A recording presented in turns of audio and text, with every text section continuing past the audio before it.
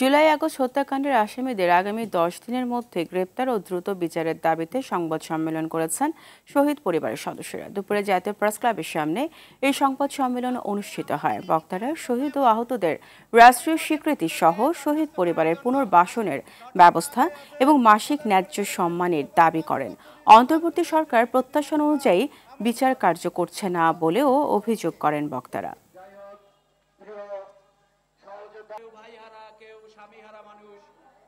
প্রত্যেকটি শহীদের পুনর্বাসনের প্রয়োজন।